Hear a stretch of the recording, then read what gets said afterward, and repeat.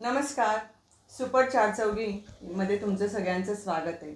आपण नेहमी असं बघतो की छोट्या मोठ्या गोष्टींसाठी सुद्धा स्त्रिया बाहेर पडतात. त्यावेळी त्यांना अनेक अडचणींना तोंड द्यावं लागतं. म्हणजे साधंसं एखादं काम त्यांना करायचं असेल तरी पण घरातलं सगळं आवरून बाहेर जावं लागतं. बाहेर जाताना त्या घरातल्या सगळ्या प्रकारची कामं करून जात असतात आणि घरी आल्यावर परत तीच कामं करत असतात. अनेक चौकटींमध्ये त्या स्वतःला बांधून घेतात, तरी पण एखादं उत्पन्नाचं साधन त्या शोधत असतात. अशीच एक आपली मैत्रीण पूजा दिघे आपल्याकडे आली आहे. आपण तिच्याशी गप्पा मारूया. तिने कशा कशा चौकटी मोडल्या, कशा प्रकारे आपल्या कामाचा शोध घेतला, उत्पन्नाचं साधन शोधलं आणि घराला हातभार लावला. चला तर आज आपण तिच्याशी गप्पा मारूया. नमस्कार. आज आमच्या सुपर चार चौघीमध्ये तुझं स्वागत आहे. मी जेव्हा जेव्हा तुझ्याकडे असं बघते की तुम्ही जे काही काम करतात, पार्लरचं असेल किंवा काहीही, त्यावेळी मी लक्षात आलं माझ्या किंवा नोटीस केलं की तुमच्या मनामध्ये एक आनंद आहे. म्हणजे उत्साहाचं वातावरण असतं तुमच्याकडे नेहमी. आणि असं तुम्हाला असं वाटतं की आपण प्रत्येकाला मदत केली पाहिजे, प्रत्येकाचं छान झालं पाहिजे. असा एक उत्साह तुमच्यामध्ये कुठून आला? म्हणजे असं असं कसं तुम्ही इतके छान उत्साही वागू शकतात? म्हणजे ज्या क्षेत्रात मी काम करते ते लहानपणापासून मला आवडच आहे. कला, मेहंदी आणि मेकअप वगैरे. त्याच्यामुळे त्याच्यात आली. मग त्या गोष्टीमध्ये आनंदच येतो मला आणि सपोर्ट करायला फॅमिली पण चांगली आहे त्याच्यामुळे. हां, पण असं नाही की आपला स्वभाव असा कसा घडतो हे आपल्याला माहिती नसतं ना. तर नाही लहानपणापासून तुम्ही तसेच आहात? लहानपणी कशा होत्या नाही, तुम्ही? लहानपणी तर आगाऊ होते. अच्छा, आगाऊ होत्या म्हणजे खूप खोड्या काढायच्या का? हां, आगाऊ म्हणजे कोणाचं ऐकायचं नाही, जे मला पाहिजे तेच करायचं हं. अशी होते. म्हणजे तुम्हाला काय पाहिजे हे तुम्हाला माहिती होतं तेव्हापासून, असं त्याला म्हणता येईल. असं आहे. हां, कारण असं थोडंच असतं. खूप लहान मुलांना कळत नाही की आपल्याला काय पाहिजे ते. पण इतर लोकं जे करतात तेच ते मागत असतात बऱ्याच वेळा. परंतु तुम्हाला माहिती होतं की तुम्हाला काय करायचंय. मग असं करत असताना म्हणजे तुम्हाला किती भावंड आहेत, काय आहे? मी मी आणि माझी बहीण असे दोघीच आहे आम्ही. दोघी बहिणी आहेत. हां, अरे वाह! आई आणि वडील. हं. आणि वडील 11वीत असतानाच एक्सपायर झाले. बरं. मग आम्ही मग दोघी. तुमचं शिक्षण कितीपर्यंत झालं? माझं SY BCom झाले. लास्ट इयरला मग लग्न झालं. बरं. हां. पण लग्न असं म्हणजे बघून वगैरे लग्न झालं? हो हो, बघूनच झालं. म्हणजे तुम्ही त्याआधी लग्नाच्या आधी बोलले होते मिस्टरांशी? हो, रिलेशनमध्येच होतं, मग बोललो होतो. हां, म्हणजे भेट झाली होती तुमची. पण तुम्ही असं काही ठरवलं होतं की लग्नाच्या वेळी म्हणजे कसा मुलगा पाहिजे किंवा असं काही होतं तुमच्या मनात? नाही, लहानपणीच लग्न झालं तेव्हा काय नव्हतं. तेव्हा असा विचार नव्हता केला काही. नाही, हां, पण काहीच नाही. तुमच्या असं काही एखादी आठवण तुमची लक्षात आहे का? का आपले आई-वडील आपल्याला नेहमी ही गोष्ट सांगायची आणि ती पुढच्या आयुष्यामध्ये सुद्धा खूप उपयोगी पडली? हा, फक्त सगळ्यांचं ऐकत जायचं, प्रत्येकाची मनं सांभाळायचे असं हं. सांगायचं. पण मी ते काही करत नव्हते लहानपणी. नंतर मग आता प्रत्येक गोष्ट करते, सगळ्यांचा मनाचा विचार पण करते. हं. आणि म्हणजे मी जे करते त्याच्यातून समोरच्याला आनंद पण भेटतो असं. हां. म्हणजे तुम्हाला जेव्हा आपणहून स्वतःहून काही गोष्टी करतात तेव्हा लोकांना पण आनंद मिळतो त्याच्यातून असं तुम्हाला वाटतं? हो. पण तुम्ही ब्युटी पार्लरचं शिक्षण कसं घेतलं? म्हणजे कधीपासून तुम्हाला असं वाटलं की आपण ह्याचं शिक्षण घेतलं पाहिजे? लग्नाच्या आधी सुट्ट्यांमध्ये बेसिक कोर्स केला होता मैत्रिणींसोबत असंच. मग नंतर त्याचं लग्न झाल्यावर मग असं वाटलं, मुलगी 4 वर्षाची झाल्यावर, तोपर्यंत नाही, तोपर्यंत घरातच होते. मग 4 वर्षाची झाल्यावर मग थोडंसं वाटलं घरातून सुरू करावं काहीतरी. मग घरीच सुरू केलं पार्लर.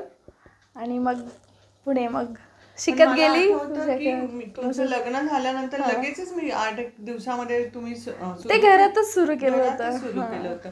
म्हणजे मी यांच्याकडे अगदी त्यांचं लग्न झालं तेव्हा मला 8-10 हां हां. दिवसामध्येच गेले होते. तर त्या छान काम करत होत्या आणि त्यांच्या मनामध्ये असं वाटत होतं की आपण काहीतरी याच्यात पुढे गेलं केलं पाहिजे. म्हणजे. त्यावेळी म्हणजे आपलं जेव्हा बोलणं झालं मला ते पण आठवतंय की तुम्ही तुम्ही पण म्हणायचे. तुम्ही पण मला सांगितलं होतं पुढे शिकलं पाहिजे. शिक्षणाला वय नसतं. त्यामुळे मी पण पुढे कोर्स करत गेली आणि आता पण तुम्ही आता जेव्हा पार्लरचं शिक्षण घेतलं म्हणजे आधी बेसिक कोर्स केला, मग त्याच्यानंतरचं पुढचं ट्रेनिंग तुम्ही कुठे कुठे घेतलं? नाशिकला घेतलं. त्याच्यानंतर पिंपळगाव, बसवंत, परत नाशिकला परत, म्हणजे असे 3-4 कोर्स केले. असे नाशिक अपडाऊन करून. आणि नंतर लास्टचा पुण्याला पुण्याला केलं. पुण्यात पण गेले. आता जेव्हा एखादं पार्लर आपण चालू करतो म्हणजे आपल्या नावाची पाटी लावतो आणि लोक आपल्याकडे येतात त्यावेळी पहिल्यांदा आपल्याला भीती वाटते बऱ्याच वेळा 100% खूप लोकांना का हो. एखादा व्यवसाय आपण लोकांना आपण पैसे देतो परंतु लोकांकडनं पैसे मागण्याची खूप वेळा भीती वाटते. हो. तर अशा वेळी तुम्ही कसं केलं म्हणजे पहिला क्लायंट कसा हँडल केला पहिला क्लायंट आठवतं का तुम्हाला तुमचा पहिला क्लायंट? पहिला क्लायंट आता घरीच आलेला हां आयब्रोज करायला. तेव्हा पैसे घ्यायची भीतीच वाटत होती म्हणजे करून पण म्हणजे असं तुम्ही असं सांगितलं का आयब्रोचे इतके पैसे असं सांगितलं नाही होतं? द्यायचे तर द्या असं होतं. भीती वाटत होती ना कारण काय समोरचं पुढच्या वेळेस येईल का नाही परत मी एवढे पैसे सांगितले मग असं होतं. मग काय नाही झाल्यानंतर हळूहळू सवय झाली. क्लायंटला पण माझी झाली मला पण क्लायंटची झाली. मग भीती थोडी थोडी कमी होत गेली. आता पण तुम्ही आयब्रोज आणि अजून काय काय करतात? आयब्रोज फेशियल मेकअप बाकी सगळ्या गोष्टी मेहंदी. फेशियल मध्ये पण असे वेगवेगळे प्रकार आहेत? हो भरपूर प्रकार आहे. म्हणजे ते तुम्ही समजून कसं घेतलं मग पुढे शिकत गेले ना. अच्छा म्हणजे तुम्ही जे ट्रेनिंग घेतलं त्याच्यामध्ये तुम्हाला ते कळलं. हो. पण तुम्ही त्यासाठी जे वापरणारे कॉस्मेटिक्स असतात तर ते आता तुम्ही जेव्हा ट्रेनिंग घ्यायला जातात तेव्हा तुम्हाला ते लोक सांगत असतील की हे वापरा पण स्वतःहून पण तुम्ही त्याचा अभ्यास करतात काही? करावा लागतो ट्रेंडिंगला. आता ह्या एवढ्याच म्हणजे एवढ्या कालावधीत एवढं संपतं लगेच पुढं न्यू येतं न्यू व्हर्जन परत त्याच्यामध्ये प्लस ॲड होत जातं. मग तो नॉलेज घ्यावाच लागतो मगच पुढे क्लायंट विचारत असतो मग नवीन आलंय ते आहे का ते करणार का मग त्याचा अभ्यास करावा लागतो मगच पुढचं. पण त्याच्या त्वचेवर काय परिणाम होतो काय नाही हे पण तुम्ही सांगता? नाही स्किनचे म्हणजे पार्लर फील्डमध्ये स्किन हेअर आणि मेकअप हेअर आणि हेअर केमिकल असे भरपूर प्रकार आहे. त्याच्यामध्ये मी फक्त मेकअप आणि हेअरमध्ये केलं हेअर केमिकल. मग स्किनमध्ये पण एक डीप नॉलेज असतं तो एक कोर्स असतो नाही मग मेहंदी. पण आता तुम्ही म्हणजे लग्नाच्या मुलींसाठी सुद्धा त्यांचा मेकअप करण्यासाठी म्हणून जातात तर अशा वेळी आपल्याला दुसऱ्यांच्या घरी जावं लागतं. मग तिथला तुमचा अनुभव कसा असतो म्हणजे तुम्ही काय काय करतात त्या मुलीसाठी? साडी नेसून देणं असं सगळंच असतं तर तसं एक आम्हाला सांगा. म्हणजे काय काय करतात एखादा तो क्लायंट तुमच्याकडे आल्यापासून तर तिथपर्यंत ती मुलगी लग्नाला उभी राहण्यापर्यंत तुम्ही काम करता?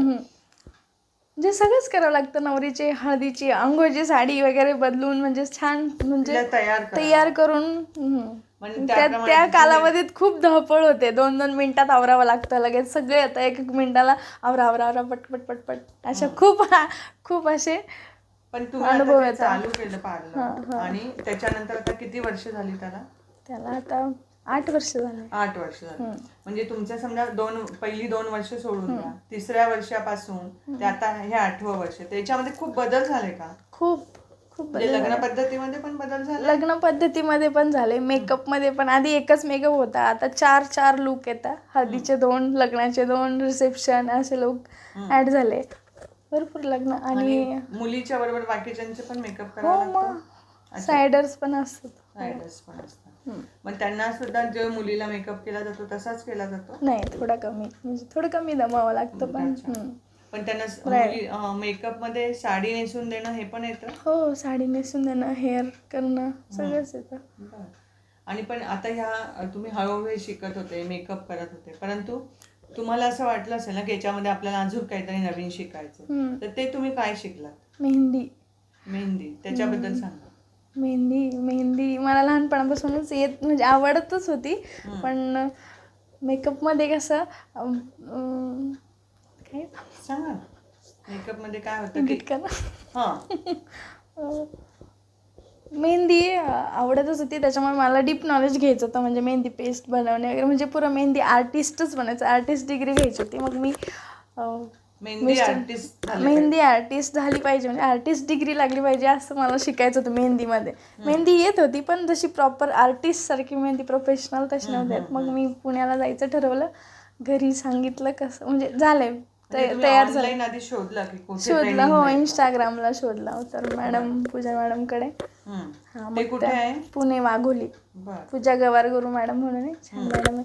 मग तिकडे 1.5 महिना थांबली मुलीला सोडून. पण तुम्हाला घरच्यांची परवानगी कशी मिळाली? काढली मी रडून काढली. रडली होती नवऱ्यासमोर आणि मग त्यांनी दिली मिस्टरांनी परमिशन दिली म्हटलं आता मी त्याच्यामध्ये काहीतरी करून दाखवेल, क्लासेस वगैरे स्टार्ट करेल आल्यावर. आणि ते केले आल्यावर त्याच्यानंतर आपण 1.5 महिना. हा, नॉर्मल मेहंदी काढतो त्याच्यापेक्षा त्या मेहंदीच्या खूप ह्याच्यामध्ये काय फरक आहे? खूप फरक आहे. फिनिशिंगमध्ये फरक आहे, शेप्समध्ये फरक आहे.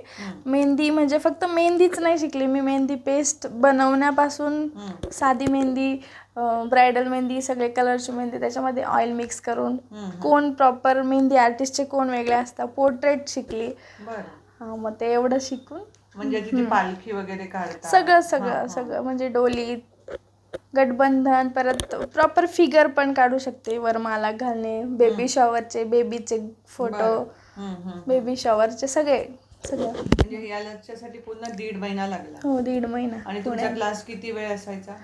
मी 1 ते 5 क्लासमध्ये बसायचे. 1 ते 3 बॅच होती. आणि मॅडम प्रॅक्टिससाठी बसून घ्यायच्या, कारण दूरच्या मुली होत्या आम्ही सगळ्या.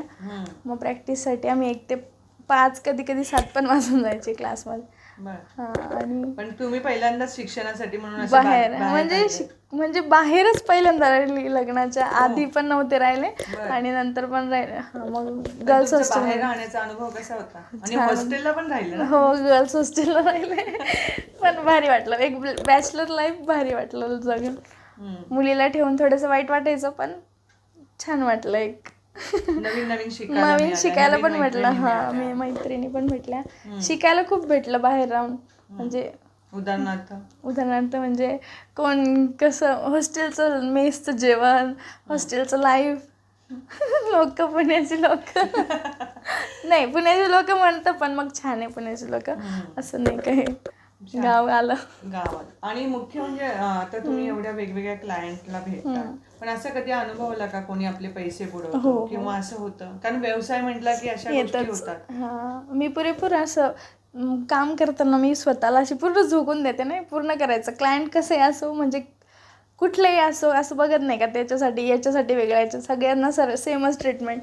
पण एकदा केलं एकाने, म्हणजे त्यांना असं गरीब म्हणून मी असे छान नको ॲडव्हान्स पेमेंट नको, सगळं झाल्यावर त्या जेव्हा जमेल तेव्हा. पण त्यांनी नाही, नंतर दिलेच नाही. नंतर उलट त्यांचंच फोन यायला लागले का, नाही कसं नाही, कसं केलं होतं मेकअप, असं तसं. म्हणजे सगळं झाल्यावर 1-1.5 महिन्यांनी सांगितलं का नाही, पैसे बुडवले. मग म्हणजे असा व्यवसायामध्ये असंही होतं की आपले पैसे बुडतात. हो, बुडतात. मग वाईट वाटतं तेव्हा. पण कोणताही व्यवसाय म्हटला की त्याच्यामध्ये रिस्क असते. तर तुमच्या व्यवसायामध्ये आता हे क्लायंट पैसे बुडवणं ही एक रिस्क आहे, पण अजून असे काही रिस्क आहे का तुमच्या ह्याच्यात?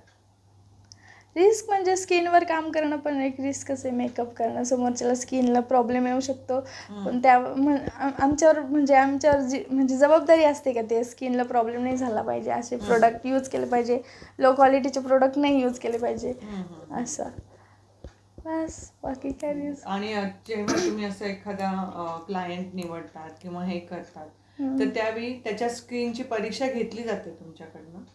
स्किन म्हणजे आधी त्यांची काय म्हणतात त्याला, म्हणजे विचारून घेतलं. हां, आता त्यांना ॲलर्जी आहे का कुठल्या प्रोडक्टची, आणि कुठे ट्रीटमेंट चालू असेल कसली, त्यांना काय BP शुगर वगैरे असेल तर मग आम्ही नाही ट्रीटमेंट करत. ब्लीच वगैरे म्हणजे काय असतं ते केमिकल आम्ही नाही यूज करत. मग पण तुम्हाला आता तुम्ही तुमच्या घरही सांभाळतात आणि हेही सांभाळतात, तुमचे पार्लर पण म्हणजे व्यवसाय, तर ह्या दोन्ही आघाड्यांवर तुम्ही समतोल कसा साधतात? हो, तसं वाटतं.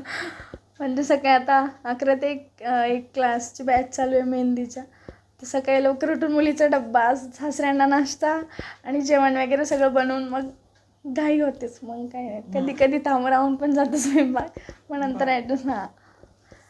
म्हणजे मला यांचं नेहमी आश्चर्य वाटतं की आता घरामध्ये जर कोणी आजारी असेल ना, तरी पण ह्या सगळं लक्ष त्यांच्याकडे देतात. म्हणजे क्लायंट असेल तर क्लायंटला व्यवस्थित समजावून सांगून की मी आत्ता नाही केलं तर चालेल का, माझी सासरे आजारी आहे किंवा सासूबाईंना बरं वाटत नाही आहे किंवा आणखीन कोणाकडे जायचं आहे, तर ह्यावेळी त्या म्हणजे त्यांचं जे बोलणं आहे ना ते इतकं गोड असतं की लोकांना असं वाटतं की खरंच भाऊ आपण नंतर येऊया, म्हणजे यांना मदत करूया. पण त्या कधीही असं म्हणजे रागवून तिरस्कार करून कधीच कोणाशी बोलत नाही. हे नेहमी तुमचं मी ऑब्झर्व करते. आणि दुसरी गोष्ट, घरातल्यांशी सुद्धा यांचे संबंध खूप छान आहेत. म्हणजे सासूबाई असतील किंवा सासरे असतील, तर त्या आई वडिलांच्या प्रमाणेच त्या त्यांच्याशी सुद्धा वागताना मी पाहिलंय. आणि अजून एक त्यांना छान छंद आहे रांगोळी काढण्याचा. हो. तर त्याच्याबद्दल आपण त्यांच्याकडनं ऐकूया. हो, रांगोळी काढायला लहानपणापासून मी गल्लीत सगळ्यांच्या अंगणात रांगोळी काढायचे. बिना आंघोळीचीच आईचा पण ओरडा पण खायचे. सगळ्यांच्या आता पण हां, मग आता मेहंदी शिकल्यापासून पण अजून रांगोळीत प्रगती झाली. फेस वगैरे शिकले त्याच्यामुळे. आता पण बघितली असेल तुम्ही हो. रांगोळी महाशिवरात्रीला पण 12:30 ते 3:45 रात्री काढत बापरे. होते. एकटीच काढत होते रांगोळी. हम्म. आवडते रांगोळी. तुम्हाला रांगोळी काढायला आवडते. हम्म. पण आता याच्यामध्ये आता तुम्ही इथपर्यंत आला तर अजून तुम्हाला काय करावंसं वाटतं? म्हणजे नाही, रांगोळी आहे त्याच्यामध्ये पण एक कोर्स आहे, तो पण करायचा आहे. हम्म. बघू पण आणि मग तुमच्या सगळं व्यवसायाच्या दृष्टीने तुम्हाला काय वाटतं? म्हणजे पार्लर साठी म्हणून तुम्हाला अजून काही करायचं आहे का? हां, मेकअपमध्ये आहेच अजून.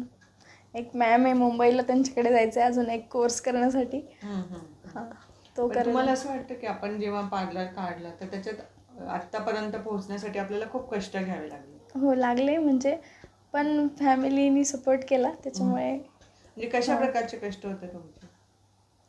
कष्ट म्हणजे हेच घरातले कामं करून सगळं मॅनेज करून जावं लागायचं.